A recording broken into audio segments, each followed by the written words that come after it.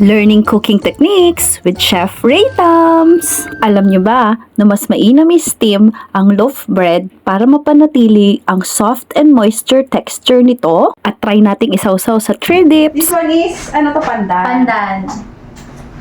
This one is chocolate. Tama? No, matcha, Thai tea. Thai tea custard. Thai tea. Thai caramel custard sauce. We've got Sabi ko- 3. The chocolate bread for caramel, Oh. and then the matcha bread for Thai tea, and then the classic is for pandan. Okay. Chocolate caramel For sauce. the caramel sauce. Kala ko naka-color coded. And then yung dipping sauce, yung caramel, pwede sa nilagang saging, Sarap nga nito. Ang lambot. yung tinapay. Parang siyang may coconut.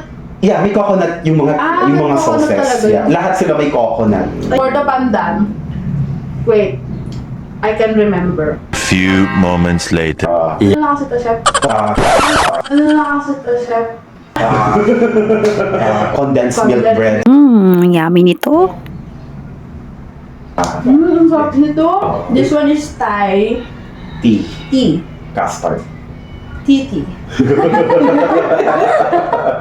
Thai tea custard. Nakakabulol eh, no? Itong pinakagusto ko. Ay, ako, Thai tea and Kasi may something dun sa taste Yeah. na yung pagka-tea niya, alam mo yung Iba kasi ang tea ng Thailand. iba ang tsaa ng Thailand, sa totoo lang. Totoo yun. Ay, Ang sarap. di ba? Gusto ko rin yan, tapos yan, yung pandan. Win, it's giving. Nag-promote. Hindi ko na tititigyan. Yeah, go. Kasi matcha plus the tea. Yeah. Perfect talaga to. Ay, nag-lunch naman ako, pero baka... pero parang gutom na gutom ako. Okay lang. That means masarap pag gano'n, di ba?